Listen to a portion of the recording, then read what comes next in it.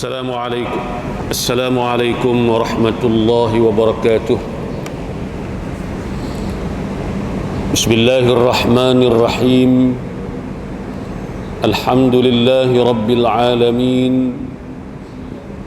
Wassalatu wassalamu ala ashrafil anbiya'i wal mursalin wa ala alihi wa sahbihi ajma'in. Subhanaka la ilma lana illa ma 'allamtana innaka antal alimul hakim. Rabbi shrah li sadri wa yassir li amri wahlul 'uqdatam min lisani yafqahu qawli. Allahumma arinal haqqa haqqan warzuqna ittiba'ah wa arinal batila batilan warzuqna ijtinabah. Amma ba'du. Muslimin muslimat, hadirin hadirat, mudah-mudahan dirahmati Allah Subhanahu wa ta'ala.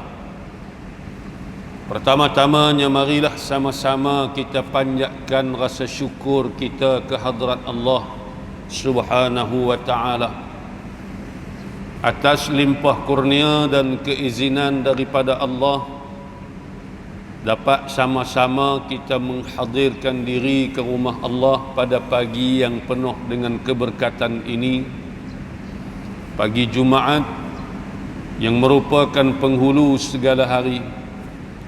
Mudah-mudahan keberadaan kita di dalam rumah Allah pada saat ini akan sentiasa dirahmati dan diberkati oleh Allah Subhanahu wa ta'ala. Tuan-tuan hadirin yang dikasihi sekalian,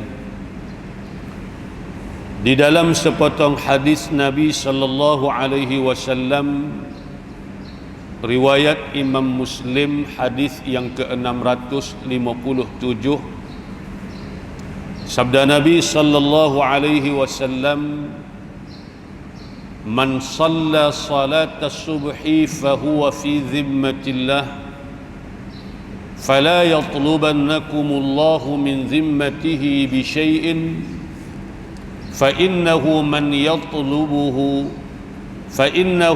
يطلبه من ذمته بشيء يدركه ثم يكبه على وجهه في نار جهنم.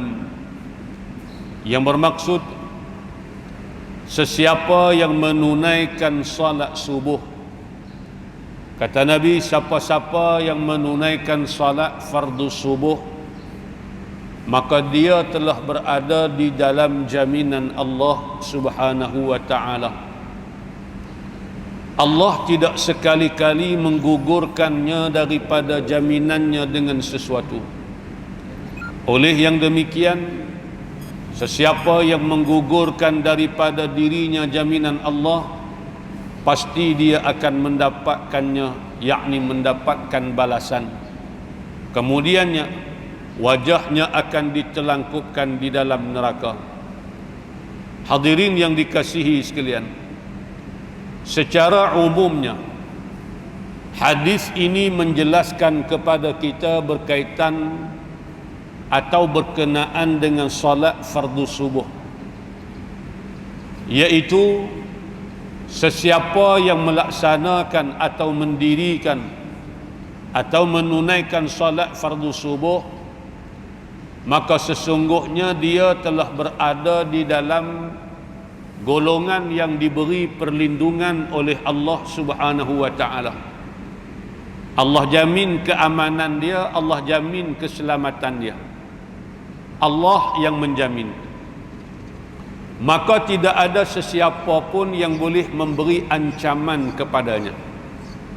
Barang siapa yang memberi ancaman atau melakukan penganiayaan kepada orang yang salat subuh, maka dia tidak akan terlepas daripada menerima balasan daripada Allah, kerana orang yang dia timpakan ancaman itu adalah orang yang telah dijamin oleh Allah Subhanahu wa ta'ala.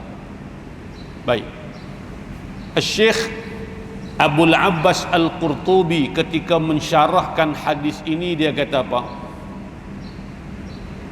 Kata dia, wa qauluhu man shalla subha fahuwa fi dhimmatillah ay fi amanillah wa fi jiwarih. Yang dimaksudkan dengan sabda Nabi sallallahu alaihi wasallam, barang siapa yang menunaikan salat subuh maka dia berada di dalam perlindungan Allah, bermaksud dia berada di dalam perlindungan keamanan di sisi Allah Subhanahu wa taala. Allah jamin keselamatan dia, Allah jamin keamanan dia. Maka tidak boleh siapa-siapa pun di kalangan manusia mengancam dan memberi kecelakaan pada dirinya. Maka sesiapa yang melakukan hal yang demikian, yakni siapa-siapa yang mengancam, menzalimi, membuat kecelakaan kepada orang-orang yang salat subuh ni, maka Allah akan menuntut, yakni memberi balasan kepada orang yang melakukan demikian dengan hak orang yang mengerjakan salat tersebut. Dan sesiapa yang dituntut balas oleh Allah, maka tidak ada jalan keluar dan tempat lari untuknya. Dan ini merupakan janji yang pedih, amaran yang keras daripada Allah bagi sesiapa yang mengancam dan memerangi orang-orang yang mengerjakan solat subuh, serta di dalam ini juga merupakan galakan untuk kita menjaga dan memelihara solat subuh kita. Mari tuan-tuan hadirin yang dikasihi sekalian, semayang fardu ni semua wajib 5 waktu, masing-masing ada kelebihan masing-masing lah. Tapi pada salat subuh ini Nabi sebut secara khususnya kepada kita, nak menjelaskan bahawa itu di antara janji Allah kepada mereka-mereka yang sembahyang subuh. Allah jamin keselamatan, Allah jamin keamanan. Siapa-siapa yang buat zalim ke dia, dia takkan terlepas daripada menerima balasan Allah. Disebut juga di dalam syarah hadis, dia kata apa? Di antara yang disebutkan kepada kita, kenapakah dikhususkan salat subuh?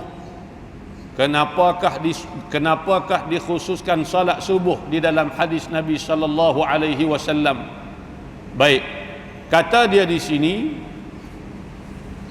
dikhususkan salat subuh di dalam hadis Nabi sallallahu alaihi wasallam ini adalah kerana wa inna ma khussa salatu subhi bidzikri lima fihi minal kalfati wal masyaqqah. Kerana salat subuh ni dia susah, dia payah, dan dia melibatkan masa tidur dan masa rehat kita. Nak bangkit, turun daripada katil, masuk bilik air, mandi, bersiap, kemudian sekejap lagi keluar pada rumah, start motor pula, mari di masjid.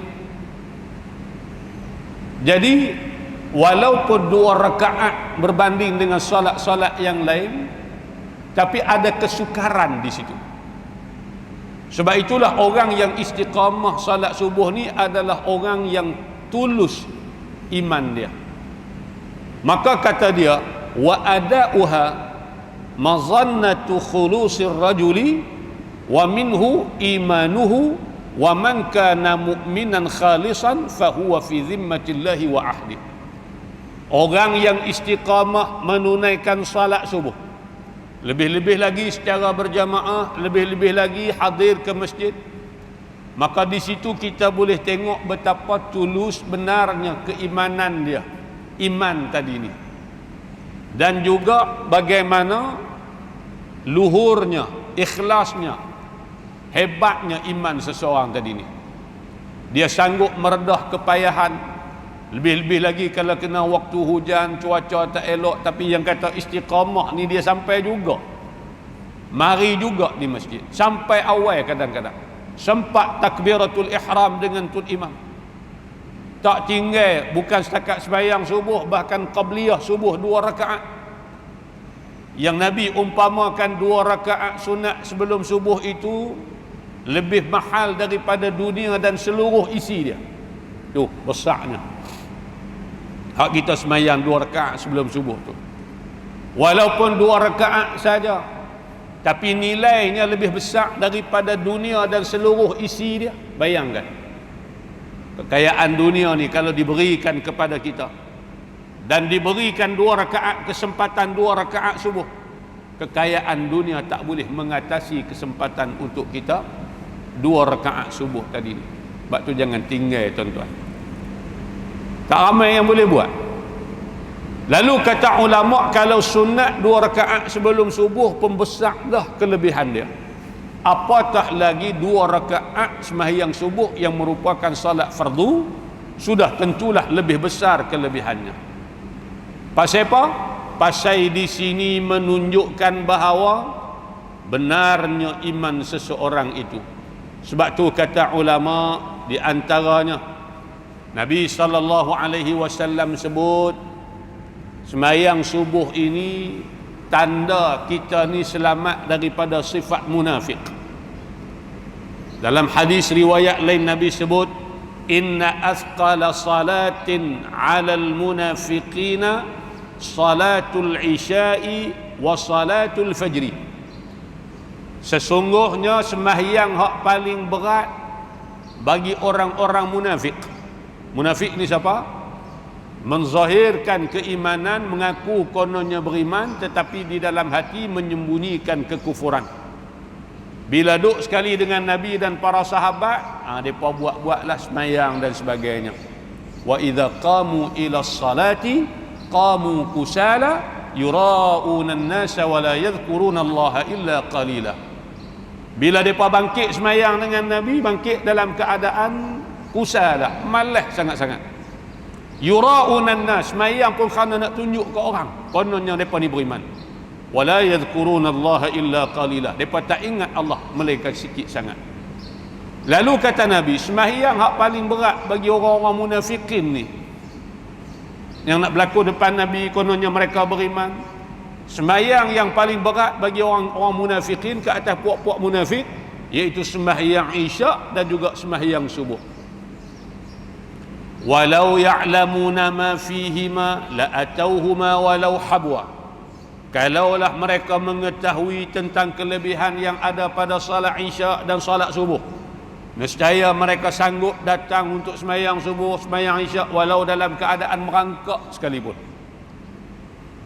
Kita akan mari juga ke masjid kerana kelebihan yang Allah janji pada sembahyang subuh, sembahyang isyak ni. Merangkak pun sanggup kita mai. Tapi kita tak payah merangkak pun. Keluar daripada rumah, start kereta, mai parking, jalan 3-4 langkah, masuk dalam masjid. Tapi berapa ramai yang tak boleh menghadirkan diri untuk sama-sama solat secara berjamaah di masjid. Masa ni kita tak nampak, bagi kita masih hidup mungkin. Esok bila mati, esok hak ni lah bekal yang kita nak bawa. Lalu kata Nabi SAW, kalaulah mereka mengetahui, nescaya mereka sanggup datang walau dalam keadaan merangkak sekalipun. Tuan-tuan hadirin yang dikasihi sekalian, maka ulama mensyarahkan kepada kita beberapa perkara berkaitan dengan hadis yang kita baca tadi. Baik, di antaranya yang pertama, saya baca sikit syarah dia. Ayyakuna fil hadithi nahyun 'anit ta'arrud bil adha li kulli muslim shalla salat as-subhi fa inna man shalla salat as-subhi fa huwa fi amanillahi wa dhamanihi wa la yajuzu li ahadin an yata'arrada liman ammanahu Allah wa man ta'arrada lahu fa huwa faqad akhfara fi zimmatillahi wa amatihi ay abtalaha wa azalaha fayastahiqqu iqaballahi lahu ala ikhfari zimmatihi. Baik, hadis ini yang Nabi kata siapa sembahyang subuh dia berada di dalam jaminan Allah, menjelaskan kepada kita yang pertamanya larangan daripada kita melakukan kezaliman atau menyakiti setiap orang Islam yang sembahyang subuh. Buat zalim ni kat siapa pun tak boleh. Allah sebut dalam hadis qudsi, inni haramtu zulma ala nafsi, sesungguhnya aku telah mengharamkan kezaliman atas diriku dan aku haramkan kezaliman sama-sama kamu. Maka fala tazalamu, jangan kamu zalim menzalimi antara satu sama lain. Apatah lagi kezaliman itu kita buat terhadap orang yang Allah jamin. Yang Allah jamin Allah akan jaga mereka, Allah akan pelihara mereka. Kalau kita buat zalim pada orang-orang ni, maka kita takkan selamat, tak boleh lari daripada kena balasan daripada Allah. Pasal kezaliman yang kita buat tu pada orang yang ada jaminan daripada Allah. Lalu kata dia, maka siapa yang sembahyang subuh, dia berada di dalam jaminan keamanan Allah Subhanahu wa taala. Wala yajuzu li ahadin an yata'arrada liman ammanahu Allah. Maka tidak boleh seseorang itu melakukan kezaliman kepada orang yang telah dijamin oleh Allah Subhanahu wa taala. Baik, itu yang pertama yang ulama sebut dalam syarah hadis. Yang kedua, fi hadha dalilun ala annahu yajibu ihtiramul muslimina alladhi saddaqu islamahum bi salatil fajri lianna salatal fajri la yusalliha illa mu'min wa annahu la yajuzu li ahadin ay ya'tadi alaihim. Baik, hadis ini, pada hadis ini menunjukkan bahawa wajib ke atas kita setiap orang Islam menghormati, memuliakan orang-orang Islam yang benar imannya, yang tulus imannya. Di antara tanda tulus benar Islam seseorang itu apa dia?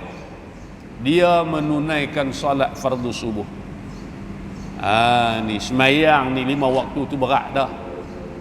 Wa innaha lakabiratun illa 'alal khashi'in. Semayang tu pun berat dah.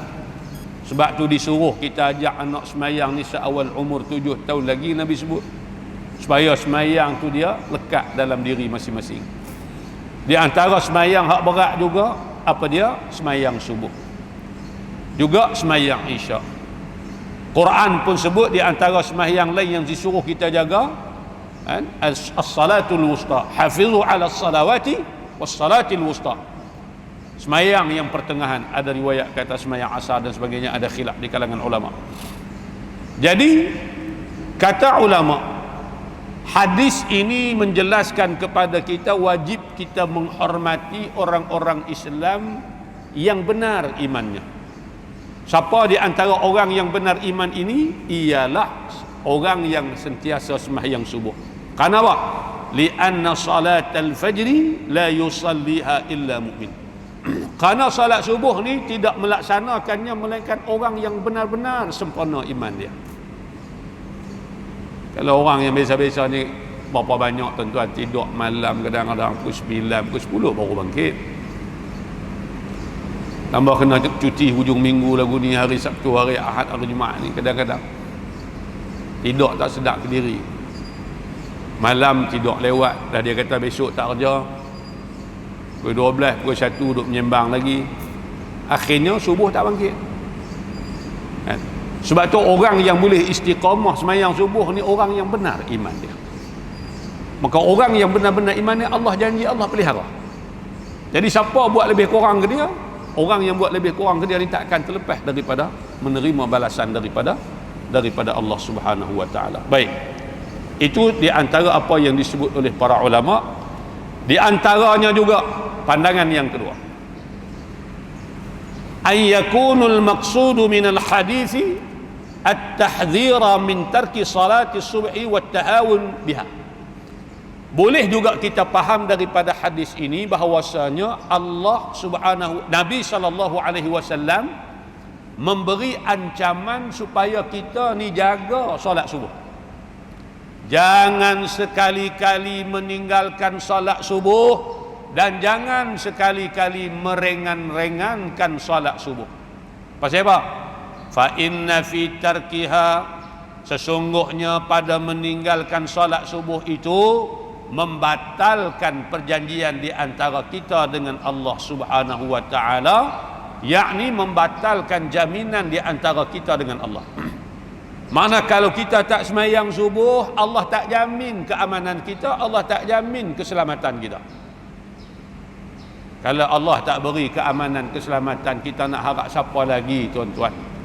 Sedangkan fallahu khairun hafiza wa huwa arhamur rahimin. Allah lah sebaik-baik yang memelihara, yang menjaga kita. Dialah yang maha pengasih lagi maha penyayang. Makna faham di sini, orang semayang subuh dia dapat jaminan keamanan, keselamatan daripada Allah. Jadi siapa yang tinggal semayang subuh, Allah tak jamin keselamatan, keamanan dia. Wa na'udzubillahi min dzalik. Jadi tuan-tuan sanggup ke tengok anak-anak kita Allah tak jamin keselamatan dia? Anak-anak kita mari masjid, selesai dah, alhamdulillah, mayang subuh cara berjamaah. Ni kita tak balik lagi ni, anak-anak di rumah tak tahu lagu mana. Makna sebelum daripada kita nak keluar langkah mari masjid, nak kena pasti dah anak-anak kita bangkit dah, siap sedia dah. Sekali lagi kita balik, kadang-kadang singgah kedai, pergi market pukul 8, pukul 9 pun sampai rumah. Subuh tentu habis dah. Anak-anak di rumah balik-balik tengok duk terkangkang depan televisyen lagi. Lalu di sini hadis ini juga memberi ancaman. Jangan tinggal sembahyang subuh. Sembahyang ni pun tak boleh tinggal juga. Tapi nak abang kita khusus pada sembahyang subuh ini. Jangan sekali-kali tinggal sembahyang subuh, maka barang siapa tinggal sembahyang subuh, maka dia pada ketika itu tidak ada lagi jaminan keselamatan, keamanan daripada Allah Subhanahu wa taala. Bila Allah tak jamin selamat kita ni tuan-tuan, Allah, na'udzubillahi min dzalik. Bahayalah kitanya. Bahayalah kitanya. Baik. Al-Baydawi rahimahullah, ni supaya kita lebih faham hadis ni. Dia kata apa? Annal murada, dia kata apa? Fal ma'na la tatraku jangan kamu tinggal salat subuh dan jangan kamu merengan-rengankannya. Maka apabila kamu meninggalkan salat subuh dan kamu merengan-rengankannya, maka kamu sesungguhnya telah membatalkan jaminan yang diberikan oleh Allah Subhanahu wa taala. Pada ketika itu Allah akan menuntut balas ke atas kamu. Barang siapa yang Allah tuntut balas ke atas dia, dia takkan dapat lari daripada tuntutan Allah Subhanahu wa taala tadi ni. Jadi ini di antara apa yang disebut oleh para ulama berkaitan dengan hadis ini adalah beberapa pandangan yang dimaksudkan oleh para ulama kepada kita. Baik, ada satu cerita bagaimana satu orang laki-laki, mana cerita dia? Ada satu cerita yang diriwayatkan daripada Al-A'mash rahimahullah, adalah Salim bin Abdullah bin Umar duduk di sisi Hajjaj. Hajjaj ni kita tahulah seorang gubernur yang gedebe lah, ramai yang mati, ramai yang dia bunuh pun. Baik.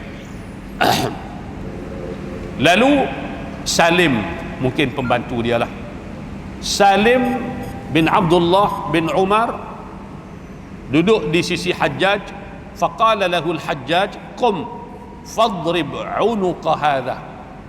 Dia kata kepada Salim, Hajjaj bin Yusuf al-Thaqafi, dia kata, wahai Salim, bangun, pi pukul tengkok kawan tu, makna pi bunuh dia lah, bunuh kawan tu, sekian-sekian, fulan. Lalu Salim tadi pun bila Hajjaj suruh, dia ambil lah pedang. Fa akhadha Salimu as-sayfa, dia ambil pedang. Wa akhadha ar-rajulu, dia ambil laki-laki yang disuruh bunuh oleh Hajjaj tadi ni, dia ambil budak tu, dia ambil pedang, bawa pergi. Kemudian akhirnya bila dia bawa budak tu tadi pergi, ketika mana dia nak melaksanakan hukuman sebagaimana yang diperintahkan oleh Hajjaj, Salim tanya dia, falamma kharaja bihi qala lahu Salim sallaita al-ghadata. Salim yang diperintah untuk membunuh laki-laki tadi, dia tanya kat laki-laki tadi ni, kamu sembahyang subuh tak pagi tadi? Kamu sembahyang subuh tak pagi tadi? Lalu kata laki-laki tadi yang nak dijatuhkan hukuman, dia kata apa? Naam, ya, aku sembahyang subuh pagi tadi. Lalu kata Salim sambil duk pegang pedang, dia kata apa? Fakhudh ayyat tariqi syi'ta, pilih, ambillah jalan mana yang kamu kehendaki, makna pilih, kamu bebas, aku bebaskan kamu. Dia tak hukum, dia tak bunuh kawan tu. Salim tak bunuh. Bila dengar kata kawan tu kata, ya, aku sembahyang subuh pagi tadi. Summa ja'a, kemudian Salim mari balik kepada Hajjaj. Fataraha as-sayf, dia pun lempar pedang. Faqala lahu al-Hajjaj, Hajjaj tanya kepada Salim, adarabta unuqahu, kamu pukul tak lagi tengkok, mana pancur tak lagi dia? Buat ada lagi? Laksana tak lagi hukuman yang aku suruh kamu? Qala la, jawab Salim, tak, aku tak buat. Qala wa limadhaka, pasal apa kamu tak buat? Sedangkan aku perintah kamu untuk kamu pancung dia, bunuh dia.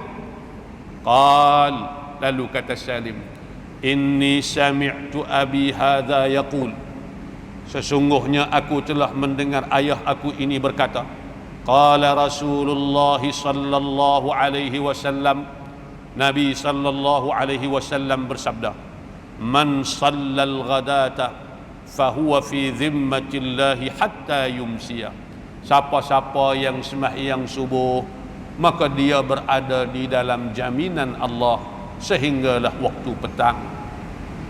Maka Salim kata, aku tak berani nak jatuh hukuman sebab dia sembahyang subuh, dia telah mendapat jaminan daripada Allah. Kalau aku jatuh hukuman, aku bunuh dia, aku pukul dia, aku takkan terlepas daripada menerima balasan daripada Allah Subhanahu wa taala. Ni bahaya tuan-tuan ni. Kadang-kadang kita buat lebih kurang, kerana mungkin orang tu tadi lemah daripada kita, kerana mungkin orang tu tadi lekeh daripada kita, kerana mungkin orang tu tadi pangkat jawatan lebih rendah daripada kita, maka kadang-kadang kita buat satu tindakan menzalimi dia. Sedangkan kita tak tahu pagi tadi dia bangkit awal, dia solat tahajud, dia solat subuh, berdoa pada Allah, dia berada dalam jaminan Allah. Maka bila kita buat tindakan yang zalim kepada dia, percayalah, yakin Nabi kata, kita takkan dapat lepaskan diri daripada menerima balasan Allah Subhanahu wa taala. Jadi kita faham dua lah. Yang pertamanya Nabi nak jelaskan kelebihan orang sembahyang subuh. Siapa sembahyang subuh, dia dapat jaminan keselamatan daripada Allah. Siapa tak sembahyang subuh, maka dia telah membatalkan jaminan keselamatan daripada Allah untuk dia. Yang keduanya kita faham, jangan sekali-kali buat naya, buat zalim, buat lebih kurang pada orang-orang yang sembahyang subuh. Kerana siapa-siapa buat zalim, buat lebih kurang, dia takkan selamat daripada menerima balasan daripada Allah Subhanahu wa taala. Hadis ini diriwayatkan oleh Imam Muslim, hadis sahih, hadis yang kalau dalam Muslim kita tengok hadis yang ke-657.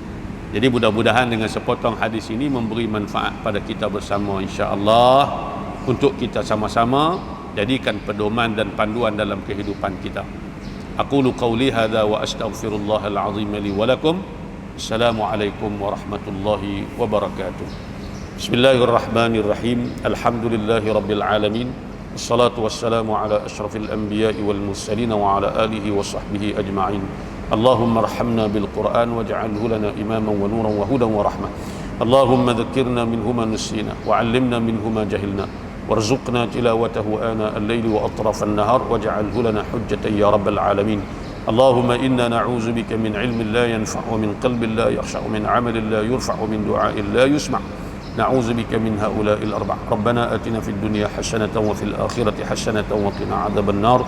وصلى الله على سيدنا محمد وعلى آله وصحبه وبارك وسلم والحمد لله رب العالمين. تقبل الله منكم إنه منكم تقبل يا كريم.